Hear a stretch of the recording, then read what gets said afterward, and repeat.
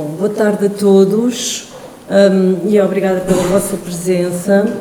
Eu convidei a Maria Filomena Molder para vir falar comigo sobre o meu trabalho no âmbito desta exposição, que agradeço bastante ter aceito o convite. E se calhar a Filomena começava e vamos falando. Se calhar. Boa tarde.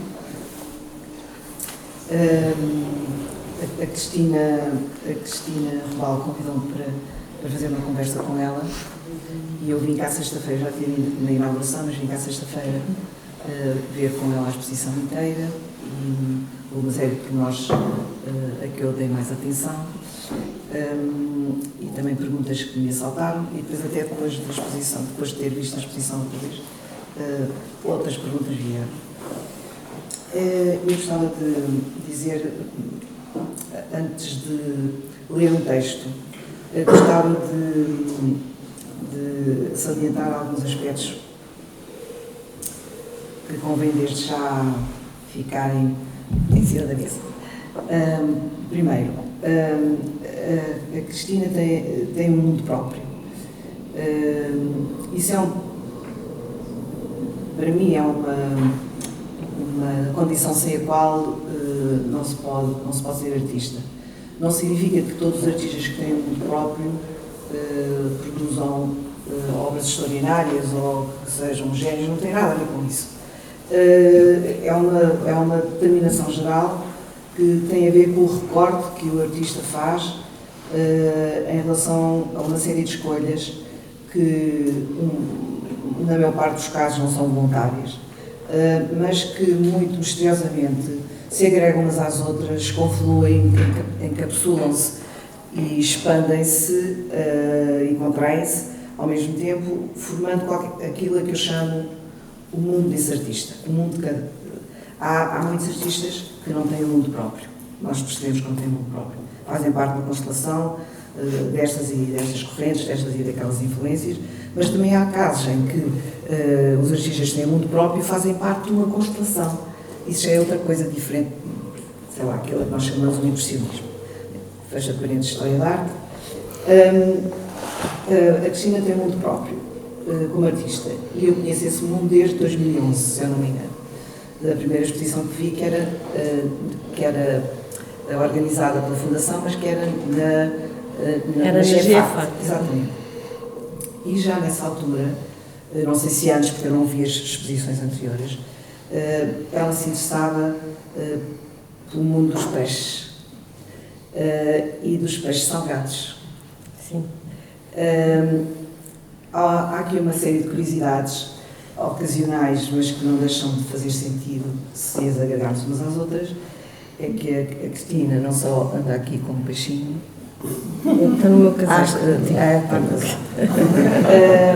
Como é de cima de peixes e como se chama Rebal. Portanto, são logo muitas relações, muitos vínculos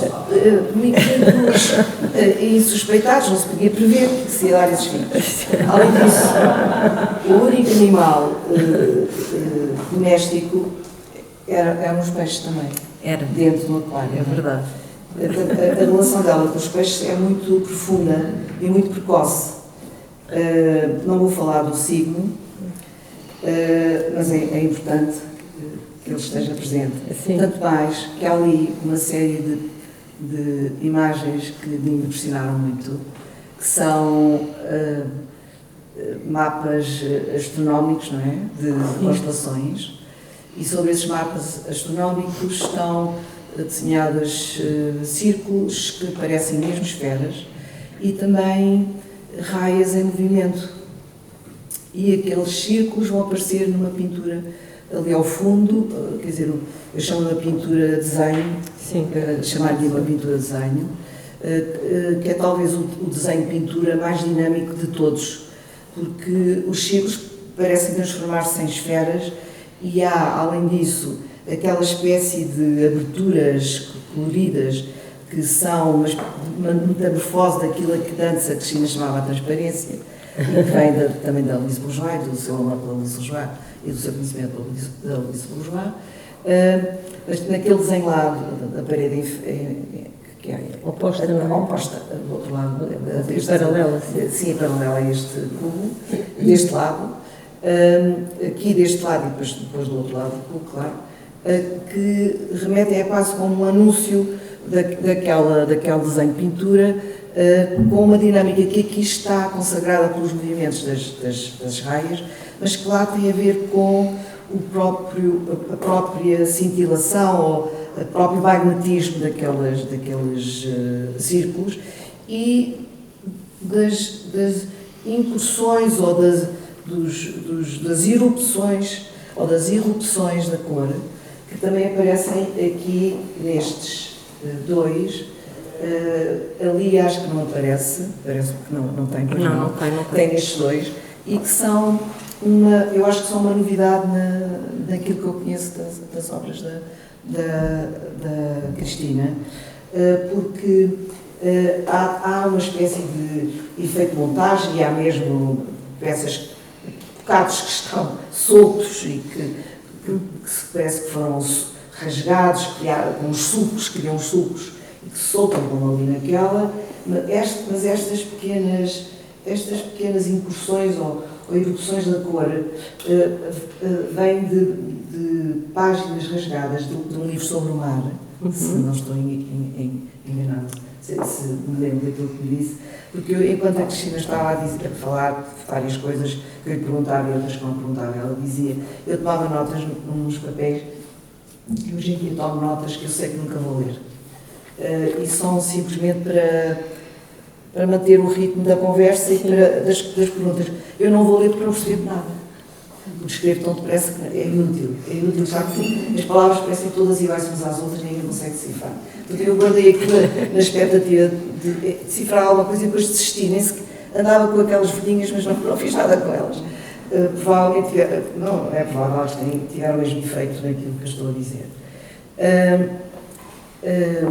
Impressionaram-me estas constelações porque têm a ver com o céu e como nós sabemos por experiência e por saber, há uma relação profunda entre o mar e o céu e a terra.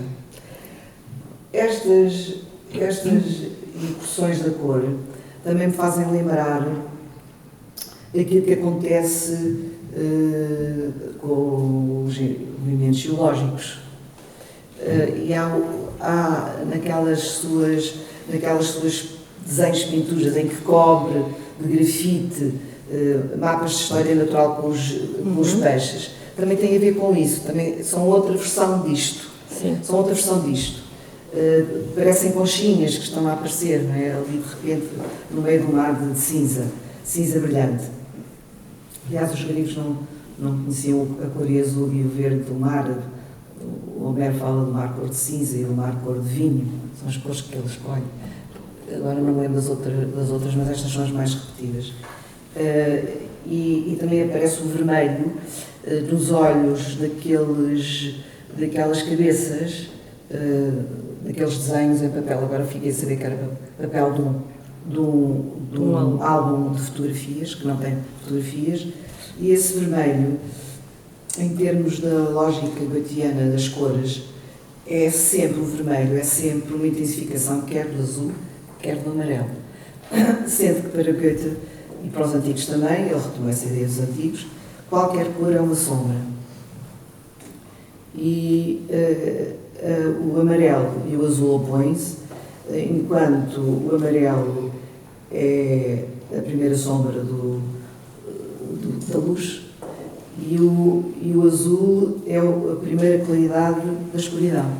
Portanto, há muito azul nesta exposição também. Há aqui estes azuis muito suaves, que não respiram nada de caótico, mas depois há os azuis daquele painel das fotografias em que há imensos elementos caóticos, são retângulos fotografias tiradas retangulares com azuis muito diferentes, mas nenhum deles é igual a este, e há alguns azuis muito, muito, muito profundos, quase tão profundos como deste cubo, não é?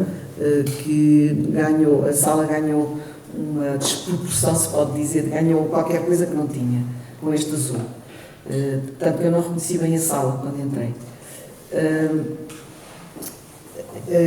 Então, voltando atrás, os peixes têm um papel muito importante na vida da Cristina, por mais do que uma razão, como se assinalou. Mas, além disso, quando entrei aqui nesta sala e quando caminhei para aquele lado, por acaso até uma conversa muito breve com o Jorge Queiroz, disse: há aqui muitas flutuações, há aqui muita flutuação. E a palavra flutuação é muito importante neste momento, não só neste momento, sempre foi, mas agora neste momento para a Cristina. Há um ritmo que é o da flutuação, claramente, porque estes sinaizinhos de cor também parece que estão a flutuar. Além disso, o título da exposição, Subir à Tona da Água, significa flutuar, ou significa estar suspenso, como se boiasse. É como estar a boiar. Pelos vistos, agora a palavra boia é muito importante para si, não é? Uhum. A boia evita que nós nos afundemos, não é? Eu acho que esta exposição é uma espécie de... não é de boia de salvação, não é isso, mas é uma espécie de boia numa experiência, se calhar, muito longa e que só a partir de certa altura tomou proporções mais duras e mais profundas de afundamento. Uhum. E queria dar o nome de fundo a esta exposição, não era? Depois descobriu que havia uma exposição que tinha um nome parecido e deu as mãos à cabeça: o que é que se vai fazer? Há pessoas que arriscam, fica tudo cheio de fundos e afundamentos, mas a Cristina teve a sorte de ir à procura de ajuda, abrindo um livro da Clarice Lispector que se chama A Descoberta do Mundo. E foi ao índice e encontrou uma coisa que lhe é muito cara, pelo menos desde que começou a trabalhar comigo nas teses. Não sei se desde que começou a fazer arte, mas desde também de 2011, não é? Sim, é a data acho que da até um sua bocadinho antes. Sim, sim. A sua tese de mestrado foi acabada em 2011, não foi? Foi. Comecei em 2008. Exatamente, portanto começou antes. E depois a tese de doutoramento, que eu também acompanhei do princípio ao fim, acabou em 2019, foi discutida em 2020, em fevereiro, mesmo à beira do afundamento que vinha aí de bicho mau. Foi incrível. Mas foram muitos anos a trabalhar sobre a Louise Bourgeois, porque foram recomeços, por razões pessoais, teve de começar. E o título da exposição, o título da tese é muito, eu acho que tem muito a ver com esta sua exposição, o volume do desejo, como já tinha a ver com a exposição que fez em Coimbra, porque as teses feitas no Colégio das Artes, não é? Tem a ver uma parte teórica e depois tem uma parte prática que tem a ver, tem a ver com a obra do artista. E fez nessa altura uma exposição. Foi, mas não estava bem relacionada com o doutoramento, era uma coletiva. Era uma coletiva, mas na sua tese de doutoramento tinha... Mas foi uma coincidência. Uma coincidência. Portanto, era uma exposição coletiva com 5 artistas, também com curadoria do Sérgio Fazenda, tinha a ver com o desenho e portanto, até tinha... A exposição tinha sido agendada antes de saber que eu ia defender a tese. Da sua tese. Foi uma coincidência. Foi uma boa coincidência. Foi uma boa coincidência. Na sua segunda parte, também nós tínhamos notícia, não só tínhamos palavrinhas, mas que eram poucas, importantes, muito importantes, mas tinham reproduções das suas obras, não tinham? Sim, tinha a tese, sim. Exatamente. Depois foi uma opção, estava separada. Exatamente. E a mim pareceu mesmo muito importante, porque o perigo das teses, há graves perigos que os artistas correm quando fazem teses de doutoramento. O João fala, aliás, disso. E que nunca fez tese de doutoramento. E achava um risco perigosíssimo. Mas no caso da Cristina, parece-me, ela tem uma tendência natural para conceptualizar. Os artistas têm tendência natural para conceptualizar, mas enquanto estão a fazer, não é? E depois há uns que pensam sobre as coisas e falam delas e depois o conceito entra outra vez. Mas no caso da Cristina, ela tem uma tendência natural para conceptualizar. Portanto, não é estranho que tivesse decidido fazer tese de mestrado primeiro e tese de doutoramento. E que tivessem sempre tese a ver com o desenho, porque é tudo menos estranho. Mas o título, para mim, é muito significativo em relação a esta exposição. O volume do desejo, uma leitura do desenho em Lisboa. O volume do desejo. Já em obras anteriores nós vemos o volume a aparecer, como é óbvio. Sobretudo em obras que a Cristina, desenhos, em que a Cristina mostra o verso e o reverso, ou a parte da frente e a parte de trás, sim. A parte da frente e o avesso. A palavra avesso é muito fundamental. Que era o nome da outra exposição. Exatamente, é muito importante para si. Portanto, as obras ganhavam uma volumetria. Não é bem a terceira dimensão. Eu confesso que tenho dificuldades em ver a pintura como bidimensional e a escultura como tridimensional. São classificações completamente que passam ao lado do que está em causa na pintura e na escultura. Eu acho que o Chirida disse uma coisa em relação à escultura muito, muito importante. Há as tais três dimensões, as duas dimensões. E depois acrescenta-se uma terceira, mas a terceira não é a terceira dimensão que nós conhecemos. Aquilo que se chama de terceira dimensão é uma espécie de um olhar que nos olha de longe, muito longe, e vem ter connosco. É uma questão de relação do olhar com qualquer coisa, um fundo qualquer. E, portanto, mesmo a ideia de fundo, o conceito de fundo, já é escultórico, claramente. Subir à tona é claramente também uma decisão de instituir uma espécie de desenho, de pintura, o fundo implica, mesmo o fundo pictórico, implica uma atração pelo volume. Implica uma atração pelo volume. Portanto, a relação entre primeiro plano, segundo plano, essas coisas. Portanto, a bidimensionalidade sempre estranha em relação à pintura, porque a pintura não é um objeto bidimensional, do ponto de vista físico e geométrico será, mas não é. É outra coisa. É onde se joga qualquer coisa que eu não tenho conhecimento de fakes em escultura, isto é, eu não tenho conhecimento de pessoas que fazem esculturas e se fazem passar pelo Chirida ou por outro qualquer. Mas a pintura, temos imensas notícias desde o início, de que há pessoas que são atraídas por aquele abismo da pintura que não é escultura. E atraem a imitação, atraem conhecer esse segredo e conseguir vencer de tal maneira o segredo, aparentemente, que podem burlar um colecionador ou um diretor de museu. Agora também fechamos o parênteses, porque eu queria falar daquilo que aqui está em causa, mas eu não gosto de falar na terceira dimensão nem na segunda, é para saber. Quer dizer, o desenho tem a ver com manchas. Isso para mim é uma evidência. E com sobreposições de manchas. E tem a ver com o soltar da mancha de qualquer coisa. A mancha tem que se espalhar sobre qualquer coisa que exista. Seja papel, madeira, metal, seda, o que seja. O desenho é a mesma coisa. O desenho também tem que se espalhar, mas espalha-se de outra maneira. Mas o desenho espalha-se com incisões, por exemplo, com riscos, com traços, mas no caso do desenho, e não só da Cristina Robal, mas em particular, estamos a falar da Cristina Robal, não é uma hesitação, mas há um chamamento entre mancha e risco. Não é? De maneira que muitos riscos podem produzir uma mancha. E camadas, não é? Exatamente. A questão da camada que está na muito pintura. importante, muito importante. As camadas das superposições, que têm a ver, muitas vezes, têm a ver, às vezes, com, e várias vezes, não são poucas, com o poder que a mancha tem de vencer aquilo que foi feito e recomeçar de novo. Muitas pinturas se descobrem debaixo de pinturas, não é? Descobrem-se. Isso é o segredo da pintura, claramente. A escultura já não é assim. A escultura tem a ver com o corpo, com ser um corpo. A pintura é um corpo do ponto de vista físico.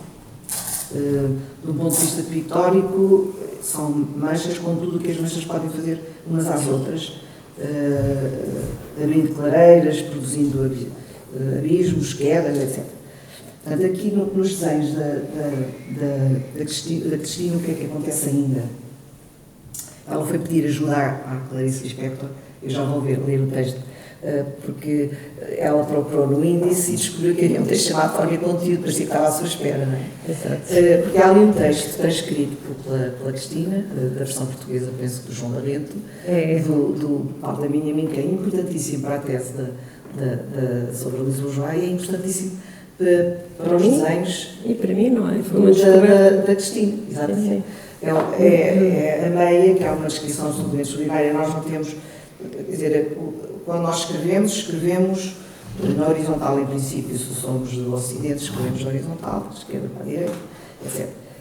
Mas aqueles textos ali, nós lemos com dificuldade, mas a ideia também não é ler com facilidade, até pode não se ler, vê-se simplesmente a mancha que a escrita faz. Mas se nós conhecemos o texto, até temos curiosidade em ler o texto. Está ali transcrito. E o texto é absolutamente extraordinário, depois podem ir ali recolher o texto que a Cristina copiou e que utilizou para si e para a tese. E é uma coisa da infância, uma memória da infância do Benjamin. Qualquer coisa que seduz qualquer criança e qualquer pessoa, sobretudo se não sabe fazer, são os novelos que se fazem com as meias. Em particular com as meias dos rapazes e dos homens, que era o habitual. Depois as meninas também começaram a usar meias daquelas pequenas. Dobrar a meia de modo que fica já uma espécie de volume, como também faz num dos desenhos que também está dobrado, e que foi tão difícil de fazer, como disse. Por ser mais pequeno é engraçado. Para o leigo como eu, que não faz desenhos, imaginaria que aquilo era mais fácil e não foi o mais difícil. Porque os outros maiores, quando rodavam sobre a mesa, parecia que o seu corpo também facilmente rodava. E aquele não era tão fácil de rodar. Portanto, o seu corpo não podia manobrar tão bem com aquele.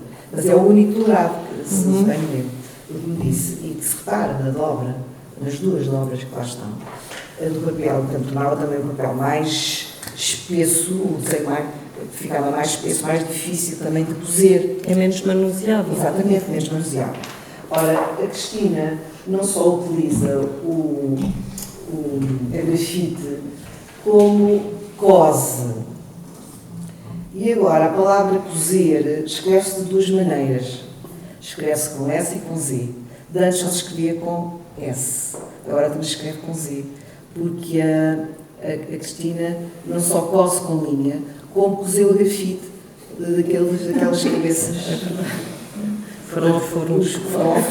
Portanto, agora estão os dois verbos. Durante muitos anos era só um verbo.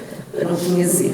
Agora é Z também. Tem o cozer, mas o cozer é constante. O cozer é uma coisa constante nos seus desenhos. E o cozer nem sempre é fácil, às vezes tem que fazer as aberturas. E essas aberturas têm para a Cristina um valor que agora, por acaso, até por causa do título, vejo que é uma espécie de vir também à tona, não é? Subir à tona. É a luz que entra. Sim, eles quase todos são furados. Exato, quase todos. Claro que aqueles que estavam suspensos, via-se mesmo a luz a entrar. Sim. Nós víamos a luz a entrar e a sair. Quando olhávamos, mas aqui, ali, por exemplo, também gostou muito do picotado do álbum de fotografias, que também tem a ver com essas aberturas que faz. Portanto, aqui também há essa luz, esse ar, que depois é preenchido com a linha. Mas há um carrinho de linhas ali, por cima, de uma fotografia que eu acho que é do mar, com frutos, onde está uma dessas cabecinhas que eu só hoje é que reparei que lá está. Ainda não tinha reparado que lá estava. Porque está muito bem camuflada, porque está misturada com o azul profundo daquele. Quer dizer, é uns azuis da fotografia que também tem uns laranjas adormecidos das frutas. O que é que eu queria ainda dizer antes de ler o texto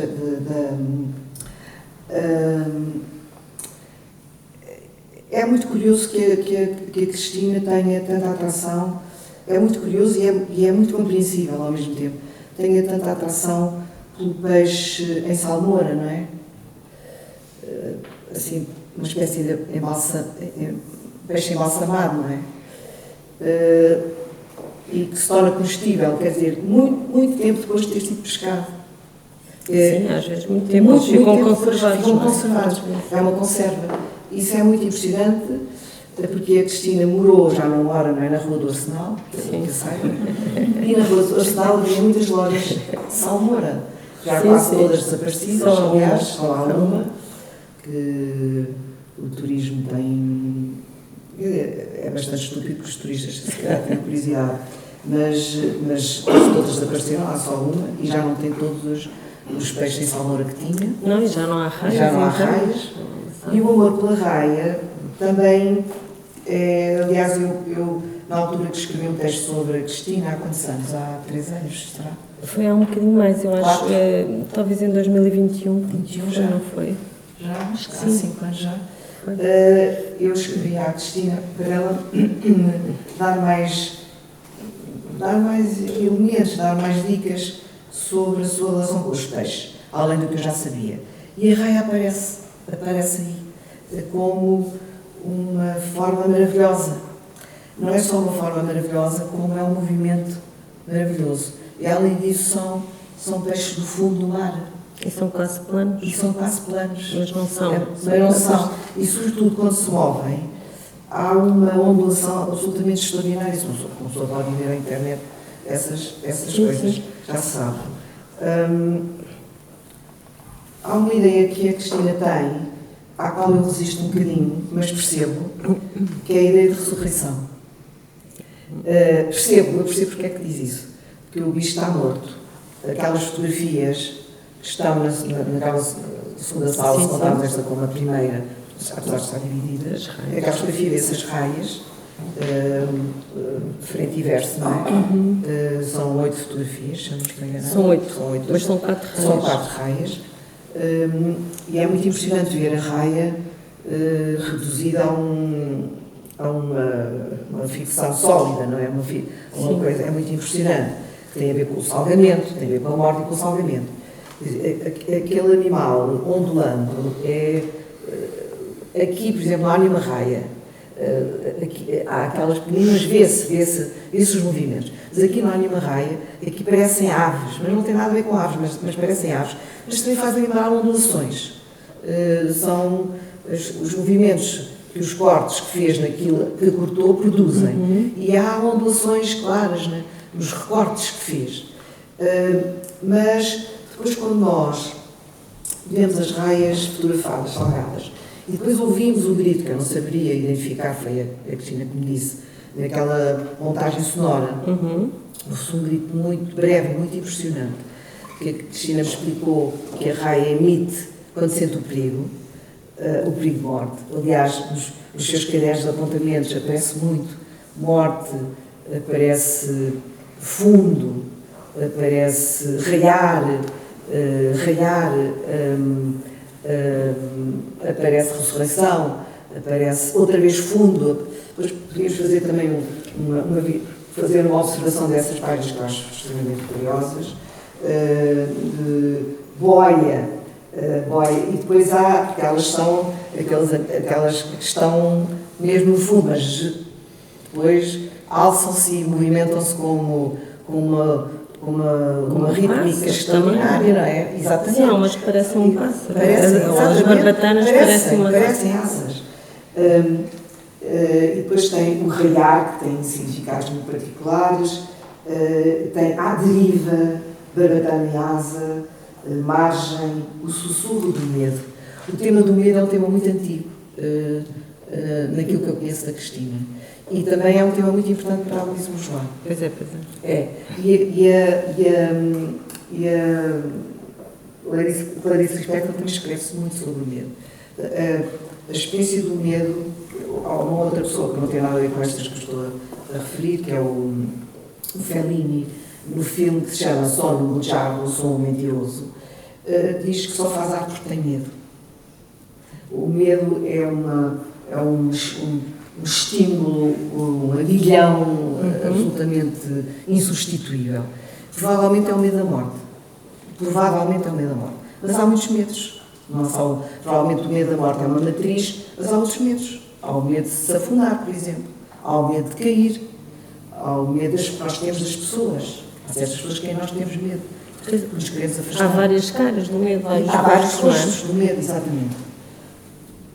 E esse medo é vencido. A arte vence sempre o medo. A arte é uma forma de vencer o medo. E portanto, nas exposições da Cristina Robal, e nesta em particular, o medo, mas o medo sob a forma, talvez, de queda, de fundo, não é sem razão que escolheu o fundo, e depois que teve o maravilhoso encontro com o texto da Clarice Lispector, que lhe fez encontrar subir à tona, não é? Antes de subir à tona. É fantástico, porque antes de subir à tona estamos no fundo. O título é muito bom, talvez seja melhor que fundo. Há aqueles azares que o criador, que seja quem seja, de escrever por linhas tortas, nós ficamos desesperados e depois tivemos uma sorte que nem imaginamos. Pois, porque também tem estas camadas. Exatamente, e tem um movimento. Exatamente, mantém o movimento, porque o fundo não descrevia nenhum movimento.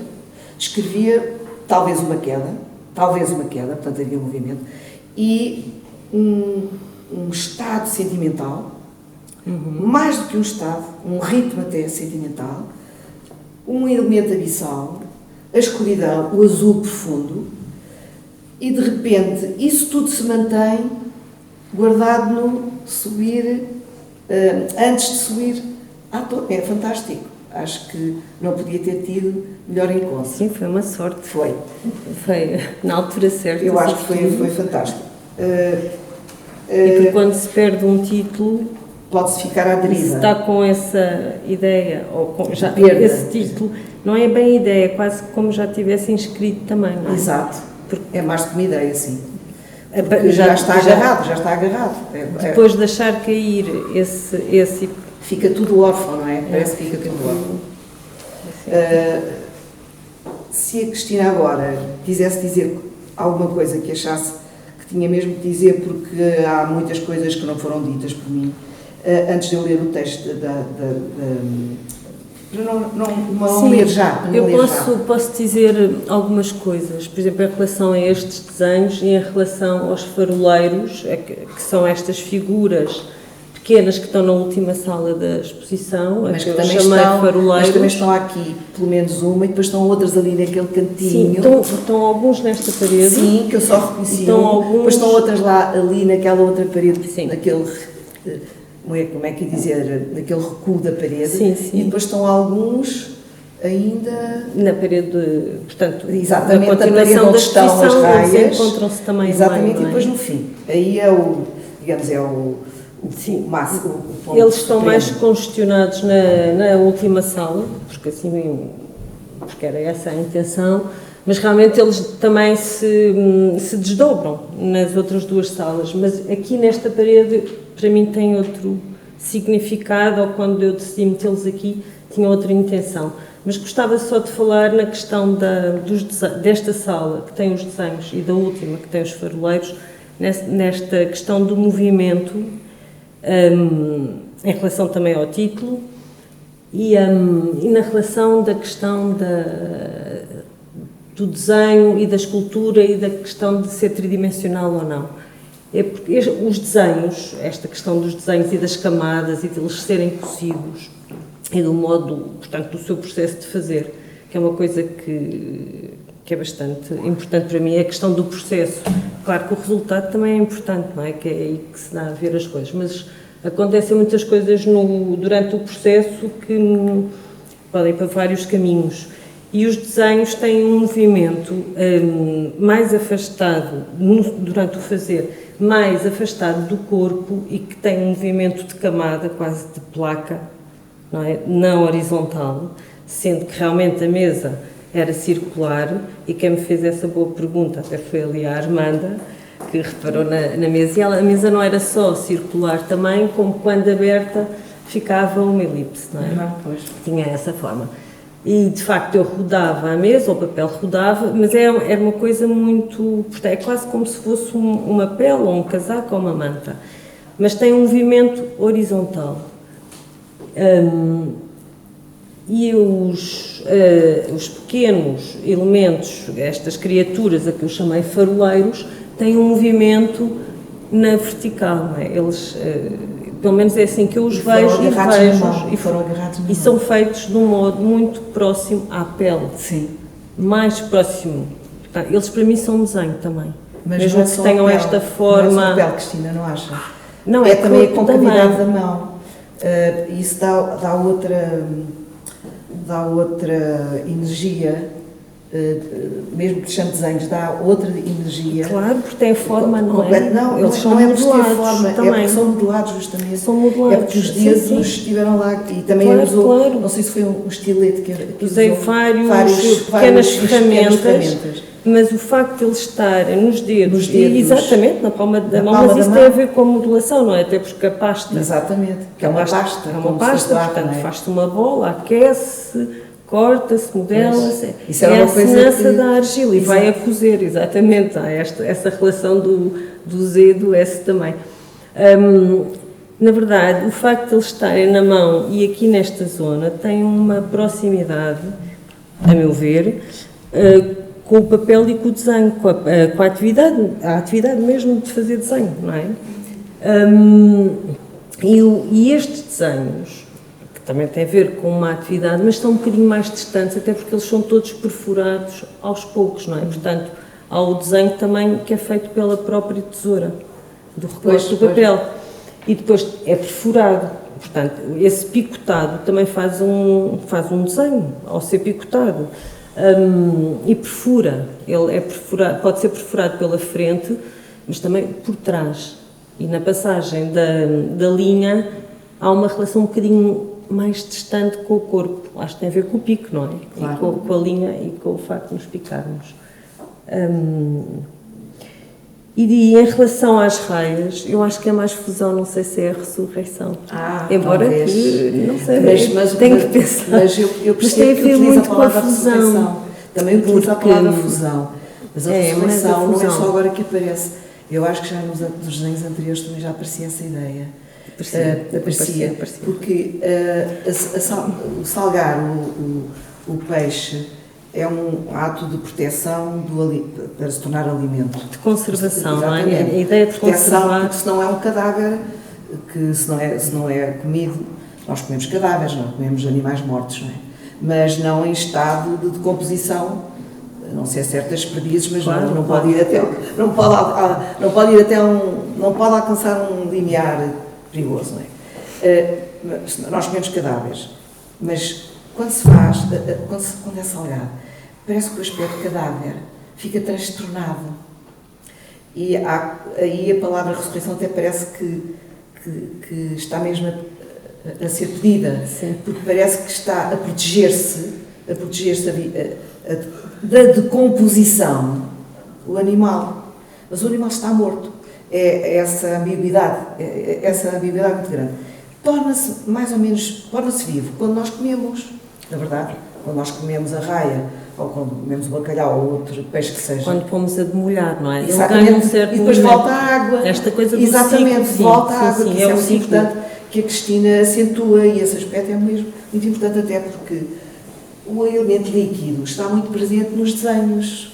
Sim, tem e o elemento líquido está condensado e foi naquilo que eu chamo aquelas pequenas esculturas que a Cristina chama de desenhos. Eu percebo porque é que chama de desenhos, mas para mim é difícil. Eu posso seguir agora a sua ideia quando explico a seguir, acho que percebo muito bem o que quer dizer, mas aquilo, quando está na parede, aliás, inscreve-se na parede quase como um desenho também.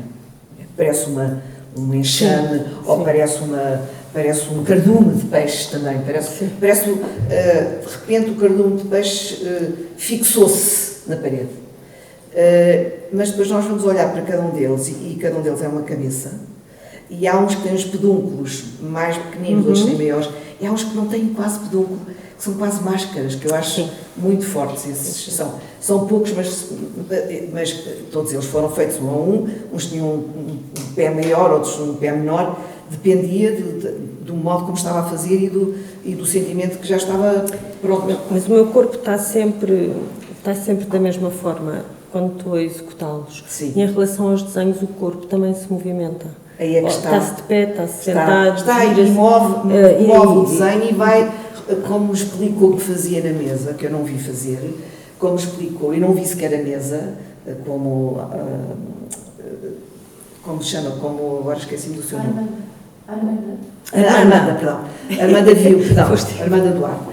Viu e eu li o texto dela e ela fala dessa mesa em forma de elipse. Eu não vi a mesa, mas a Cristina, quando eu estive cá sexta-feira a rever a exposição, explicou como é que fazia.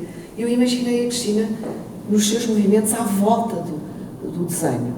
Portanto, o desenho não é um papel fixo ou uma tela fixa onde se inscreve qualquer coisa. A Cristina vai, não é bem moldando, mas o seu corpo vai fazendo qualquer coisa à volta daquele desenho. E tem esse elemento líquido também, né? Se percebe, até porque as várias texturas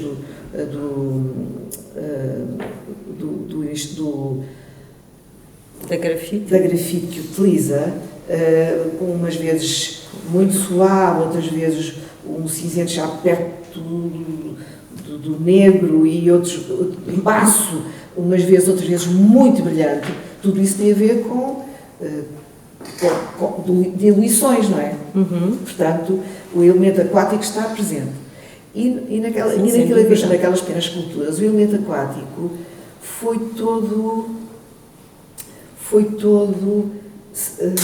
como é que eu ia dizer, sugado na cozedura, mas mantém o brilho, mantém qualquer coisa, o brilho mantém qualquer coisa de líquido ainda.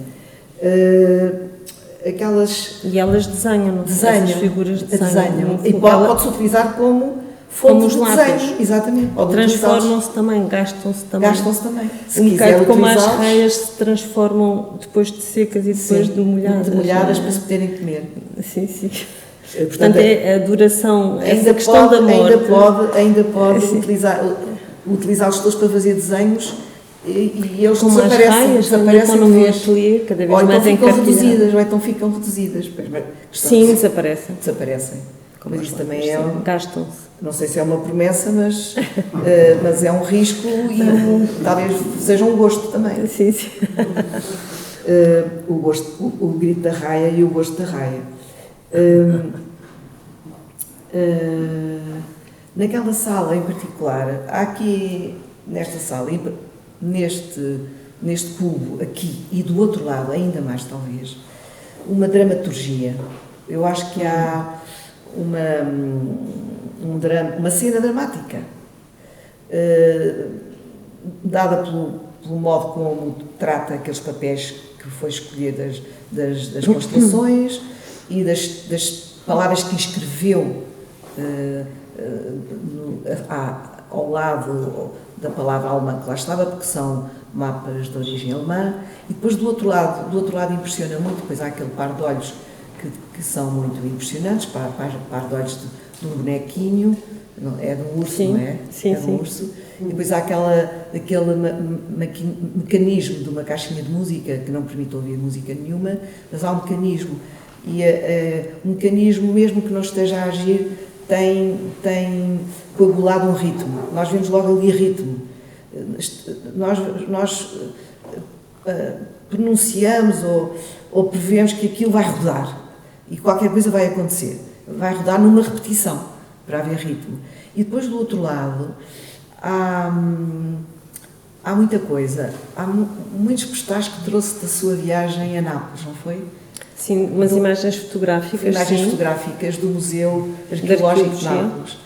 E eu acho que também é a primeira vez que eu vejo figuras humanas. Não sei se já tinha feito figuras humanas, mas é a primeira vez que aparecem umas figuras humanas que são esculturas. Isso é muito importante. E depois também há imagens muito bonitas do fundo do mar, de um cavalo marinho, de ouriços, de estrelas, que todas elas têm a ver com movimentos muito subtis, não é? Flutuações muito subtis, ondulações muito misteriosas. Há aqui uma espécie de luto, eu vejo uma espécie de luto, não só por saber da relação com a sua mãe, não é isso.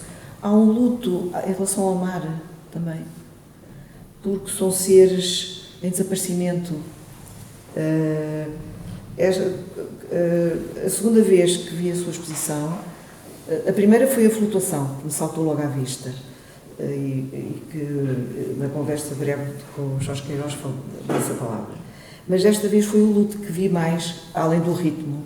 Mas vi muito um luto e uma espécie de, não é redenção, mas é uma espécie de operação de salvamento, entre aspas. Que me impressionou mais do que da primeira vez eu tinha visto. Não tinha visto isso tanto. E também vi mais aqui os rostos e as máscaras se nós nos pomos com muita paciência e muito tempo a ver cada um daqueles bonequinhos, vemos muitos rostos diferentes. Sim, são todos diferentes. Todos diferentes. Como não pode deixar de ser, não é?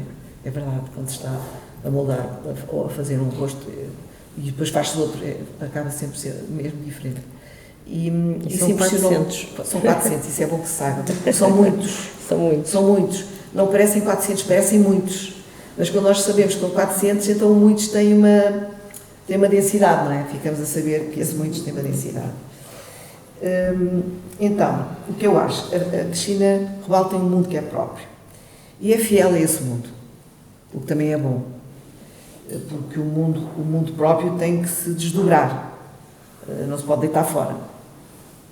Essa fidelidade tem a ver, neste caso, neste confundo com afundamento, com libertação e com disciplina. E tem a ver com a analogia e com a afinidade, que são temas que me são muito caros. A analogia é um ato da inteligência. O reconhecimento da analogia é um ato da inteligência. Por exemplo, barbatanas e asas. Descobrir que há uma proporção entre barbatanas e asas tem a ver com a função e com a rítmica. A asa tem uma função muito semelhante à da asa, no caso de dois animais diferentes, um que vive no ar e outro que vive no ar e na terra e outro que vive no mar.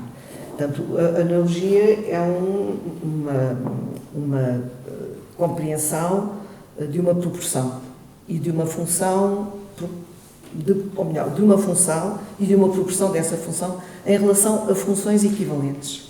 Portanto, asas, quilhas de barcos, barbatanas, estamos no reino de ramos de árvores que parecem asas, etc. A semelhança, um peixe, uma ave, um ramo de árvore, etc., um barco não tem que ser semelhantes. A semelhança está na função e, neste caso, uma rítmica. É uma função rítmica que faz mover. Em todos os casos faz mover. Mesmo no ramo da árvore, com o vento também se move. Mas a própria árvore não se move, nós sabemos, mas no caso da raia, no caso da ave, são propulsores. Não é? Essas funções são propulsoras. Portanto, a analogia é um ato de inteligência e não há analogias falsas, não se conhecem. Este tem, não é? Foi o Conrad Lorenz que escreveu sobre isso. Nós não podemos encontrar, quer dizer, não há conhecimento de alguém ter inventado uma analogia falsa. Isso significa que a inteligência humana está treinada, está preparada e vai ser treinada, está preparada para compreender funções semelhantes entre seres diferentes e rítmicas semelhantes entre seres diferentes. Por exemplo, em Kant, que o Belser é um símbolo do bom, é uma espécie de asa com barbatana. Não é que o belo seja igual ao bom, é que a sua rítmica ou a sua função são equivalentes num caso e no outro. Num caso no reino da moral, no outro caso no reino artístico ou no reino natural. Isto é muito importante para percebermos que a analogia não tem a ver com sentimentos. Mas pode-se converter em relações de afetividade, pode-se converter. Mas ela não nasce de uma relação de afetividade. Ela nasce de uma compreensão inteligente, de uma proporção e de uma função viva, neste caso, mas também pode ser morta, um mecanismo ali aqui neste caso é a função viva, mas naquele caso de um mecanismo da caixinha de música é uma função que não é viva, é inanimada, e nós podemos descobrir uma afinidade daquilo com o mecanismo de um relógio. Podemos, uma afinidade, desculpa, é uma analogia. Agora foi um lapso mesmo malandro. Não podia ser pior. Se voltar ao Sr. Freud. Porque eu não queria justamente confundir a analogia com a afinidade. É porque não tem mesmo nada a ver uma coisa com a outra. A afinidade não é um ato de inteligência, é um ato sentimental. Da inteligência das funções. Nós podemos dizer que há uma inteligibilidade própria da afinidade. Como há uma inteligibilidade própria da analogia que já descobrimos qual é. Proporção entre funções semelhantes. E a afinidade é uma descoberta sentimental que tem a ver com uma espécie de descoberta de um plano comum, que não está à vista, pode não estar à vista esse plano comum. Por exemplo, entre um pai e uma mãe e os seus filhos, não há relações de analogia, há relações de afinidade. E essas relações de afinidade têm a ver, não porque eles são parecidos uns com os outros, mas porque um é pai, outro é mãe, outro é filho ou filha. São relações de parentesco. Aliás, a palavra em alemão, para afinidade, quer dizer parentesco. É Verwandtschaft. As afinidades eletivas, por exemplo, do Goethe, Wahlverwandtschaften, é as afinidades eletivas, Wahl, que é de eleição de escolha, mas o parentesco também diz qual é o teu parentesco, a palavra é Verwandtschaft, exatamente igual. É muito bom em alemão ser assim, em português não é bem assim, nós dizemos relações de parentesco, mas não dizemos relações de afinidade, porque pensamos que a afinidade tem a ver com outra coisa que não é o parentesco, mas é o parentesco. Mas o parentesco pode ter várias feições, na família é o sangue, e o código genético seguramente, mas aqui interessa-me falar do sangue e das relações que uma mãe e um pai têm com um filho e uma filha. As relações são sempre desproporcionadas numa afinidade. O pai não é filho, o filho não é mãe, etc. O amante e o amado é sempre desproporcionado, não são iguais. O mestre e o discípulo não são iguais. Digamos que há uma espécie de hierarquia secreta que não está estabilizada em nenhuma lei entre dois elementos que são afins. Um amigo e uma amiga, um amigo e um amigo, uma amiga e uma amiga. E aqui, nesta exposição, eu encontro afinidade, encontro analogias, por exemplo, aqui muitas analogias com os próprios movimentos que parecem aves, mas também podiam ser seres aquáticos. Nestes movimentos da cor, deste raiar da cor, deste subir à tona da cor, podemos dizer, também encontro muitas analogias com o que está a acontecer no próprio desenho, com o cozer do próprio desenho. A Cristina enche de grafite e depois volta a pôr grafite, ou a pouco e pouco vai pondo a grafite, como é que faz? A grafite que é brilhante é posta no final, posteriormente, porque é riscado. Portanto, para ficar polida, uma espécie de polimento. Sim, é pó de grafite diluído com água, depois seca, e depois o sítio onde está brilhante é riscado, não é? Com os lápis ou com umas barras de grafite. E por isso depois ganha esse brilho. Ganha. Exatamente. Os outros desenhos, em que aquelas folhas de história natural, que até é bonito ver, porque um está histoire, depois no outro está nature, e depois está só está só tu, que é muito bom, está lá o tu, porque dá uma... eu até escrevi isso e depois esqueci-me, está a ver? Estive a escrever aquilo tudo e esqueci-me. Mas agora estive mesmo a ver outra vez. E vi o U e não vi o T, mas quando escrevi o tu. E que tenha o tu faz aumentar a dimensão dramática, a cena dramática, exatamente. Porque esta montagem, sobretudo porque prepara para a sala onde a cena dramática é mais forte. Apesar de aquela parede deste cubo ser dramaticamente muito forte, mas a outra é muito forte porque tem o som. E o som tem muitas vozes. Eu não reparei, eu não sabia, se não tivesse dito, eu fiquei muito impressionada. com aquele grito da raia quando se sente em perigo, não é? Que é uma voz, não é? É uma voz que nós ouvimos. E depois as outras vozes são, por um lado, movimentos rítmicos da pessoa que criou também esta estrutura sonora. Exatamente. E também as aparas explicadas. Os restos, a escória no Sim, fogo. a composição sonora também tem essas flutuações Pois e tem. essas camadas. Tem vários sons que eu gravei na fábrica de lápis Viarco, onde fiz as figuras, que fui lá várias vezes, quer dizer, não fiz só lá, também fiz no meu ateliê, mas fui Mas aquela pelo imagem menos que umas 3 que vezes está a lá. agarrar com uma espécie de um estilete. Essa foi feita no seu ateliê ou foi feita na fábrica? Foi na fábrica. Olha. Essa que eu lhe enviei, eu enviei umas imagens Eu gostei muito fotográficas dessa à imagem. Filomena para ver. Bom, gravei vários sons na fábrica de lápis, porque havia um processo fabril que me interessava, mas que se cá convém dizer que a fábrica é pequenina, é uma estrutura pequena, as próprias máquinas também são pequenas e parecem Como os lápis. uns bichos, tem qualquer coisa de bicho a máquina.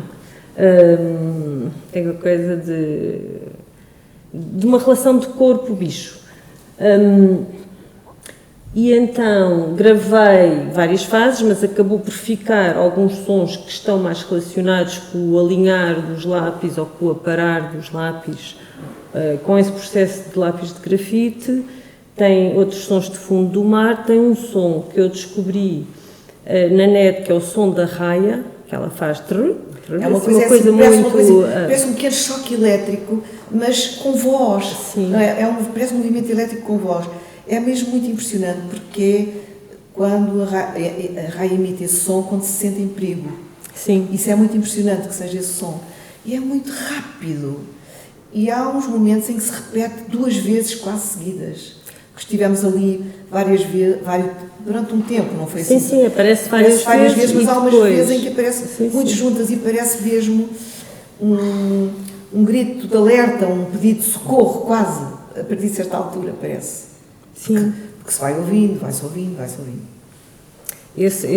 Esta composição, convém dizer, foi feita com a Lara, aliás foi a Lara que montou estes sons todos, a Lara Boticário Moraes, que no fundo costurou, fez a... E como é que chegou a ela? Por acaso foi um contacto que o Sérgio Fazenda me deu, quer dizer, contactei várias pessoas que fazem som, ou que percebem destas máquinas todas, não é? E por sua vez também tive acesso a este contacto, através do Sérgio, e ficou a Lara. E bem, e foi, portanto, eu escrevi uma espécie fiz um desenho, uma espécie de desenho de partitura escrita, desenho escrita com informações que lhe passei e passei também os sons que eu tinha gravado e depois fomos trabalhando, ela enviava e foi assim que... E é engraçado que essa partitura, esse texto de partitura, os termos são todos do teatro, ou quase, indicações para a composição sonora, pronto, aí tem a ver com a composição sonora. Enredo 1, enredo 2. Depois ato 1, ato 2. E depois construção 1 a 3 peças e construção 2, 5 peças. Achei muito curiosa, porque é uma espécie de dramaturgia. O enredo 1 tem a ver com os faroleiros palram no território fabril manual, vigiam, escutam. Eu vejo os mais como vigilantes também. Sim, são vigilantes. São mesmo vigilantes, mas a ideia de farol tem a ver com a luz que gostava que entrasse, que a Cristina gostava que entrasse. E o enredo 2 tem a ver com as raias, já esventradas e cortadas e estendidas como a roupa. As raias são expostas ao sol, salgadas, secam e encarquilham. Preservadas, embrulhadas em papel pardo, são conservadas a temperatura amena. Isto é a descrição são indicações para essa composição sonora, mas é o enredo 1 e o enredo 2 que são estes, digamos, são os dois protagonistas, são os protagonistas desta dramaturgia. E depois o ato 1 tem a ver com o molde, a construção da pasta de grafite e água, depois de cozidas e polidas, os faroleiros traçam e riscam, usam-se como lápis de grafite. Portanto, isto é o destino que eles podem ter, que está prometido. Claro, na verdade não... E, portanto, perdem também, gastam-se, transformam-se, desaparecem. Eis a continuação, que quase que é uma espécie de restituição daquele processo aquele processo porque passam as raias. Sim. Ao mesmo tempo é uma espécie de ressonância. E depois a construção já tem a ver com os próprios gestos das máquinas na fábrica, e tem a ver com as escórias que deixam, com os ruídos que fazem, e que tanto se confundem com o fundo do mar, não é? Que isso é muito impressionante, como aquelas fotografias ali não é pigmentos, é é uma fotogravura, isto é uma impressão. Isso é uma fotogravura, mas o fundo, aquele fundo que nós podemos imaginar que é o fundo do mar, não é o fundo do mar. Não. É um fundo, portanto também fotografei na mesma fábrica de lápis, na Viarco. É pigmento, é um pigmento. Eles estavam a fazer um pigmento, uma pasta. Antes dele, o pigmento ainda já em parte moído. Sim, estava a passar pelo processo e estava dentro de uma tina, não é? E portanto parece um fundo do mar, porque parece muito líquido, parece um possível fundo. Mas a luz tem a ver com as fotografias, não é? Conforme, sim. Porque vai do azul mais abissal, mais perto do negro, até o azul muito luminoso. O que é curioso é que isto era fotografado na sala que se chamava a Sala da Mina, que são das salas mais escuras, apesar da fábrica ter umas janelas muito grandes, a luz aí entrava muito rasa, se calhar. Era escura, era amarela, mas era uma luz pouco clara.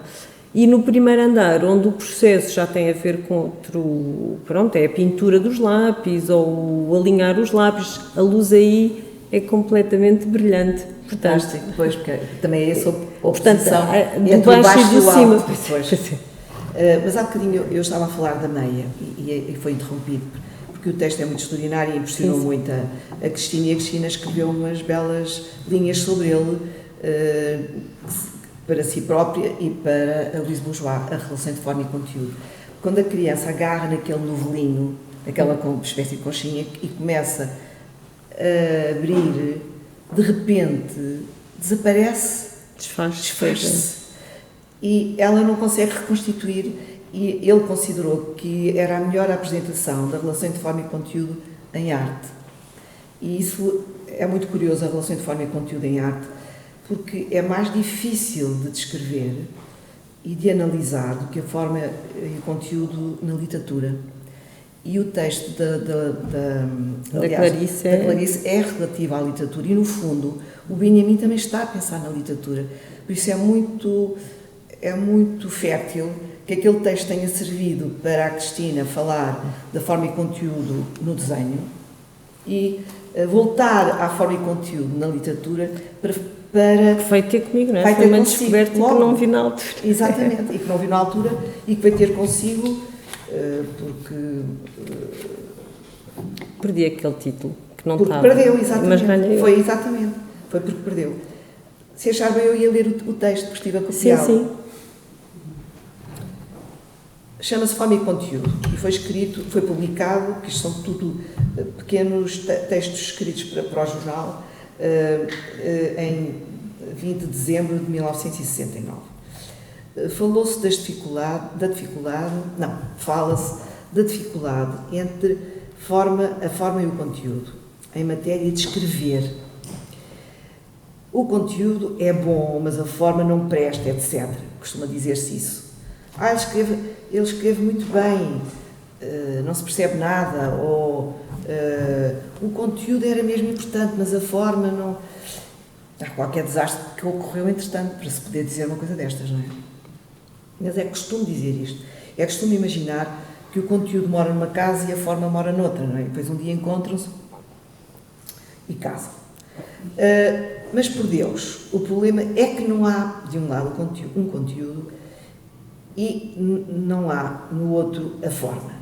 Assim seria fácil. Se eles estivessem separados, seria muito fácil. Conceptualmente seria que ficávamos todos contentes, as pessoas que trabalham com conceitos.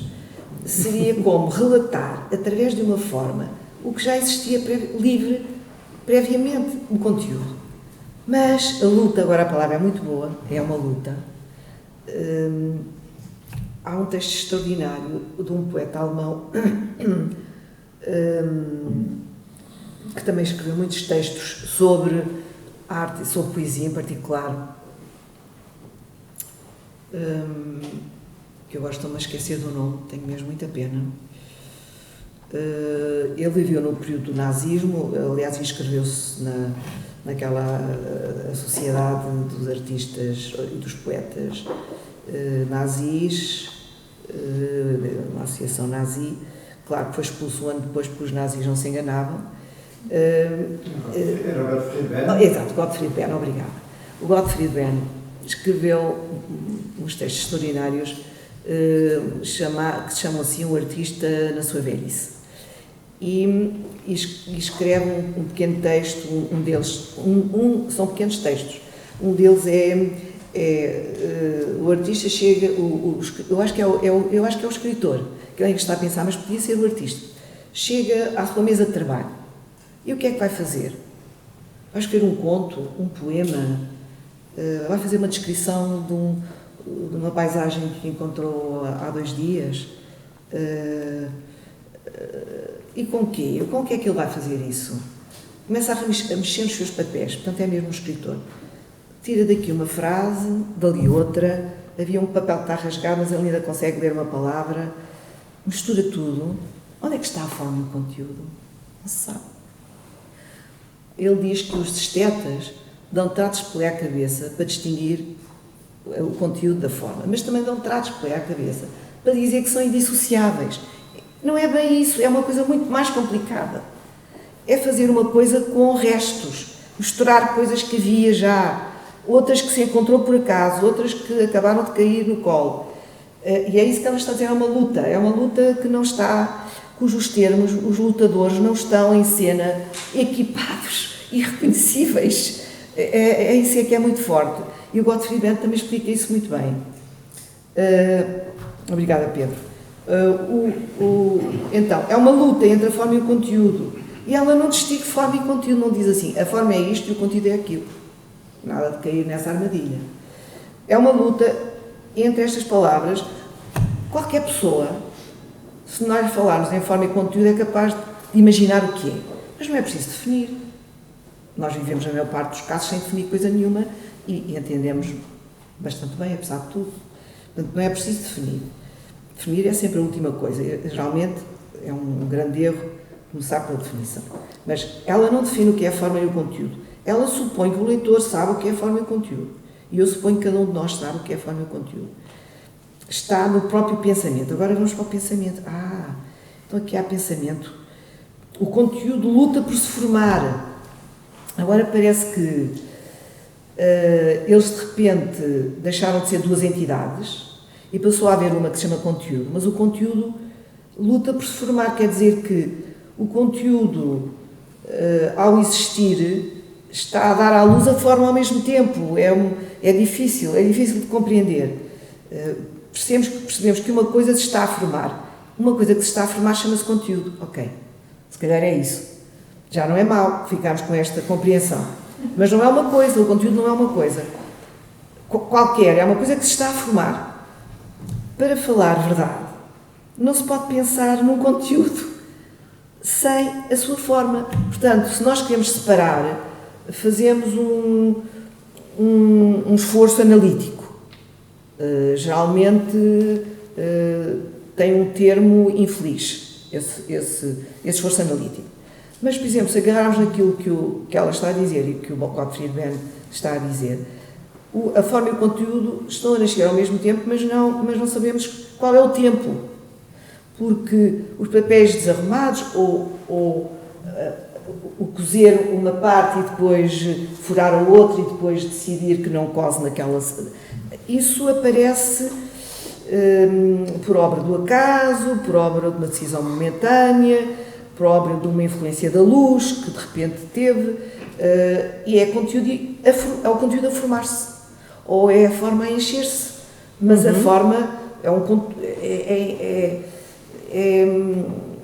é inconsútil, quer dizer, não podemos destacar. Quando está tudo em bruto, o artista é capaz de perceber que os conceitos de forma e conteúdo são erróneos, são perigosos quando está a fazer, mas depois, quando a coisa está ainda muito indecidida. Mas quando a coisa começa a estar mais decidida, se calhar percebe-se que uma coisa se está a formar. Sim, é isso, acho não que é? quando se está a fazer, talvez não se pense nisso. Exatamente, exatamente. Os tetas é que pensam, Pois. como diz o Gottfried Benn, mas ela não é tão agressiva. Depois diz isto é fantástico, a intuição é a funda reflexão inconsciente que prescinde de forma enquanto ela própria, antes de subir à tona, se trabalha. E agora é que nós vemos onde vem o título. O título vem de uma perda e de um encontro maravilhoso por ter perdido, no meio de um texto que está a falar da dificuldade de falar de forma e conteúdo, e de separar forma e conteúdo, mas também não é uma coisa como os tetas pensam, surge ao mesmo tempo, tudo muito feliz. Não tem nada a ver com isso. Tem a ver com gestos que se coordenam e às vezes se explodem.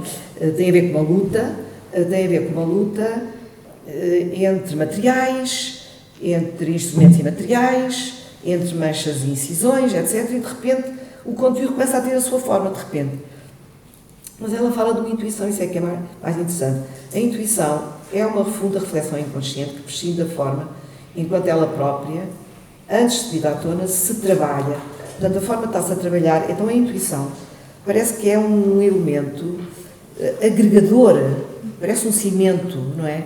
Um cimento que não tem peso, que não é uma matéria observável, nem produzível, mas que é como que uma atração.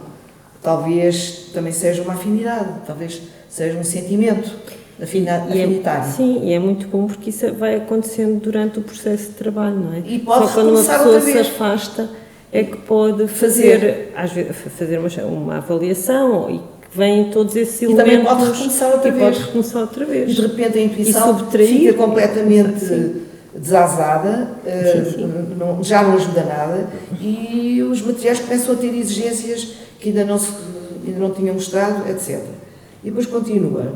Parece-me que a forma já aparece quando o ser todo está com o conteúdo maduro, já que se quer dividir e pensar ou escrever em duas fases, já que as pessoas querem fazer isso.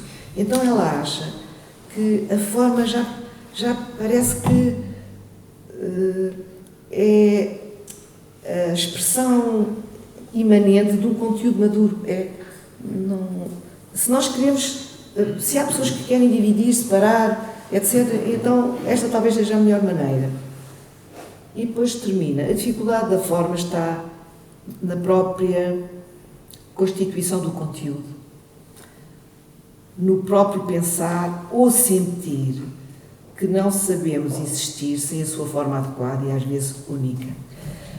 Então foi este o texto no qual a Cristina mergulhou e encontrou, e veio à tona com um título Que estava entre vírgulas. Que estava entre vírgulas e que dizia a respeito a essa fantástica apresentação que ela faz da intuição que prescinde da forma enquanto ela própria, antes de subir à tona, Trabalha. Antes de subir à tona.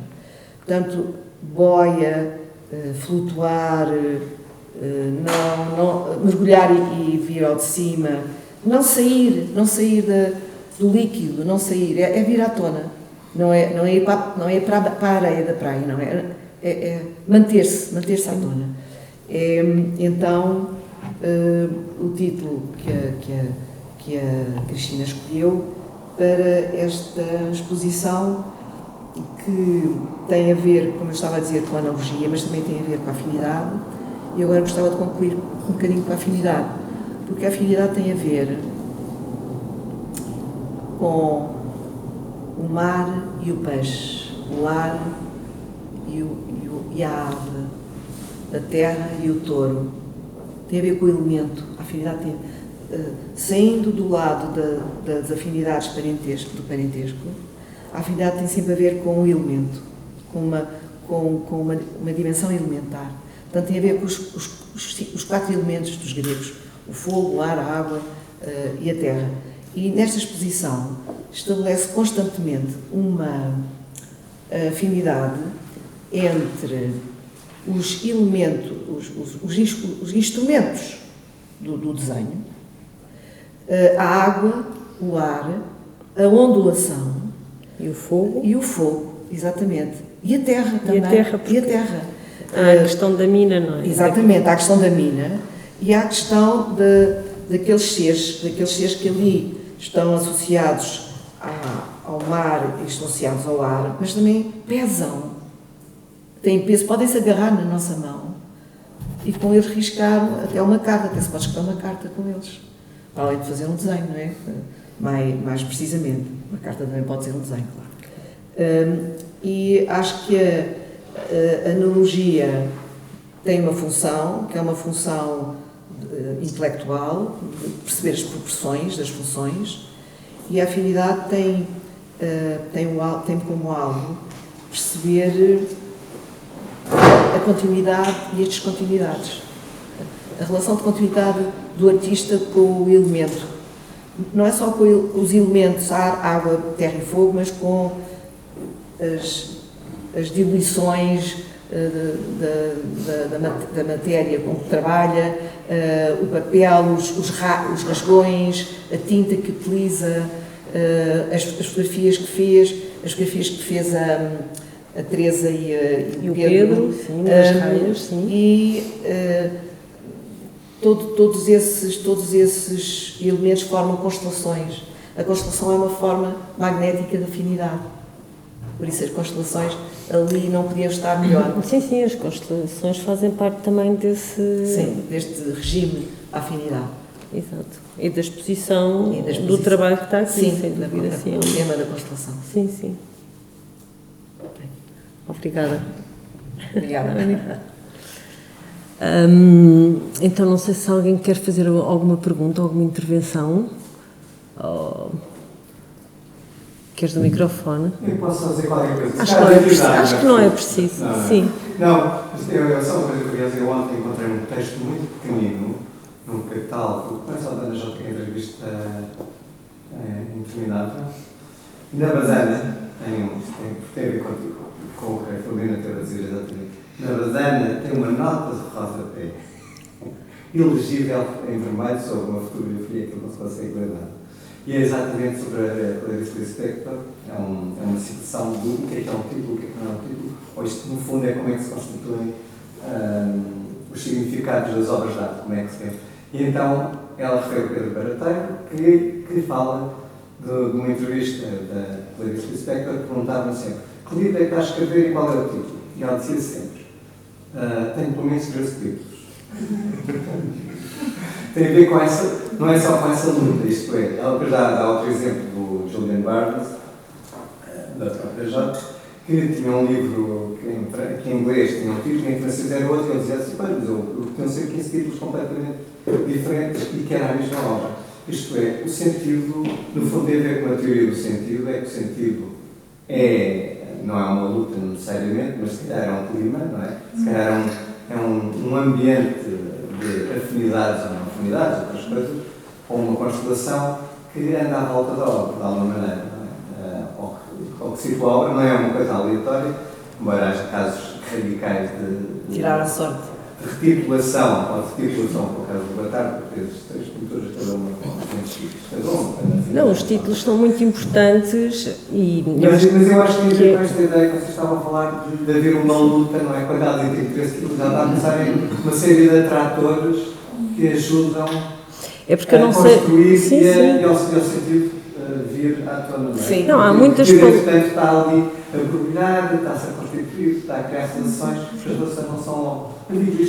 Isto é o trabalho da arte de artistas que aqui sabem. Sim, eu acho que sim, acho que a questão dos títulos é uma coisa transversal. Normalmente, quando há explicações de exposições muito. Já isto significa isto, ou isto estava aqui, ou é uma coisa assim muito quase. parece que há uma traição, eu sinto isso, não é? Parece que há uma traição ao pouco das Mas no caso da Clarice Lispector, o que disse também, há uma coisa que ela nunca diria ao título da próxima obra. Claro. Queriam, não? Não, isto é obviamente isto é tirar o tapete.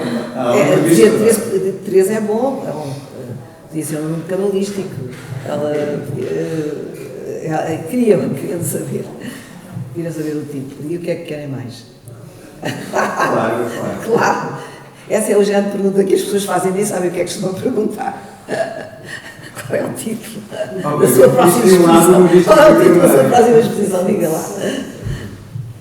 Não guarde para si. Esses títulos, essas perguntas são muito engraçadas. É verdade que o título é assim, é difícil e ao mesmo tempo também é muito apetecível pensar nos títulos que se quer dar, mas há palavras que aparecem imediatamente e que eu acho que tem a ver com esse número de palavras que se podia constituir uma frase para dar um título. E também há ausência.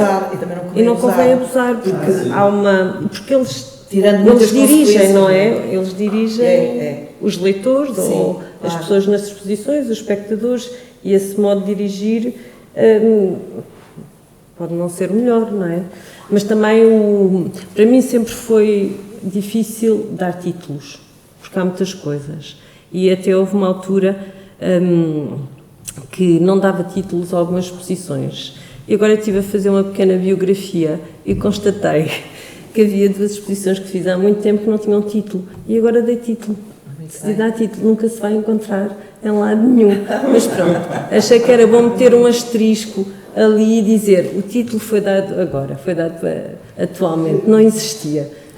Mas os títulos têm qualquer coisa. Tem, muitas vezes são dissimulações, não é? Claro, São dissimulações. Portanto, agora tenho 2 exposições que nunca me Exato, vão para não explicar nada, para impedir a explicação até.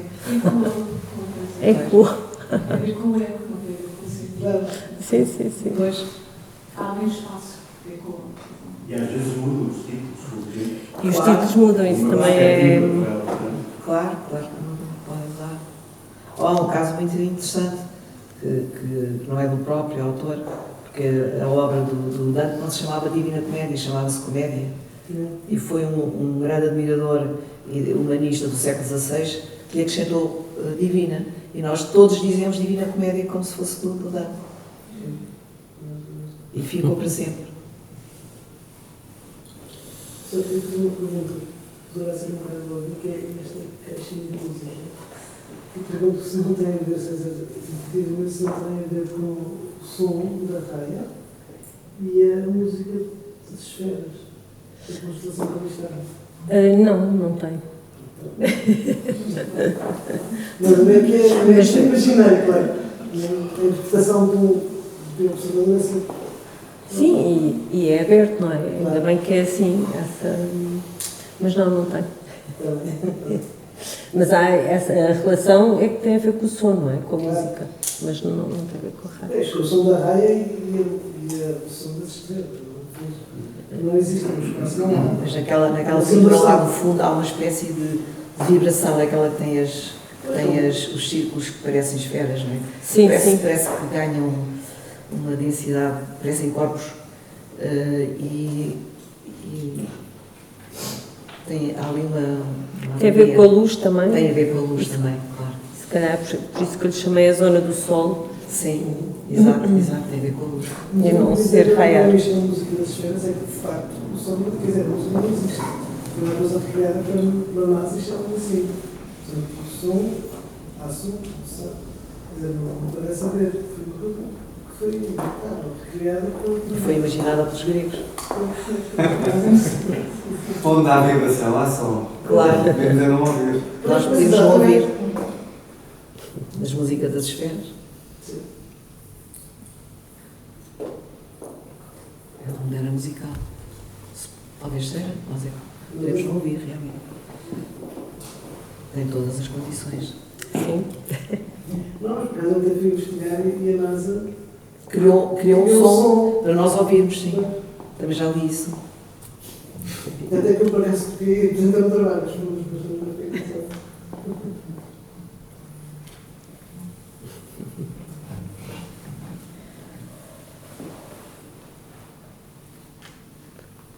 Quer fazer uma pergunta? Perguntas? Ok, vou fazer um comentário, uma pergunta. Boa, Francisca. Sim, portanto é para ti, não é? Eu acho que há uma coisa que eu reparei agora desta vez. Não é que tivesse reparado, mas agora acho que consigo formar desta maneira. Que é, há uma espécie de encontro, ou de coincidência, entre uma coisa de petrificação e geológica, que tem a ver também com o grafite, etc., não é? E com o fundo do mar, e com essa presença da terra, mas sobretudo da petrificação e do geológico, não é? E a temperatura que isso traz, como uma coisa fluida e aquática e aquosa. Então é como se fosse uma espécie de coincidência do erótico com o petrificador. Isso é bonito. No teu trabalho. Sim. Obrigada. Ou seja, uma espécie de tanásico, portanto, uma força de congelamento e uma força de fluidez ao mesmo tempo, não é?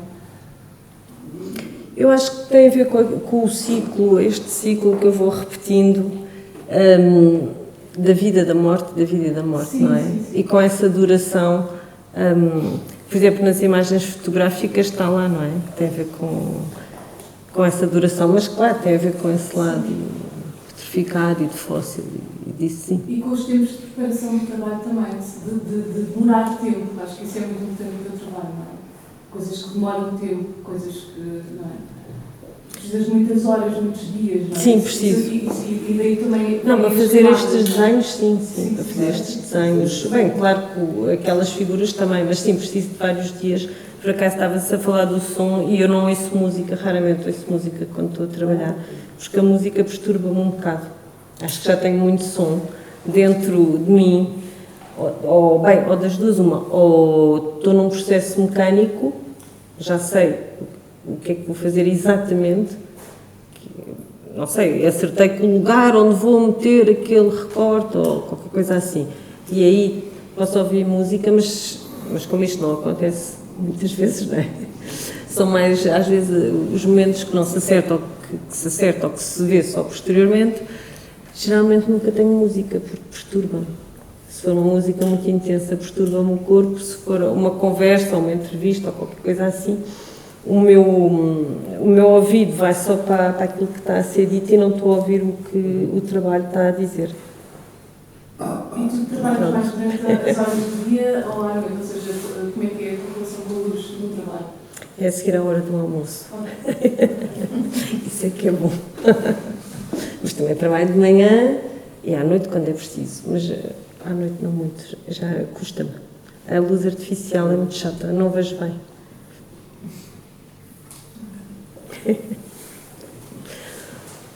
Se calhar ficávamos por aqui, não é? Muito obrigada, Filomena, e obrigada a todos, obrigada à Fundação Dinorá, Pedro.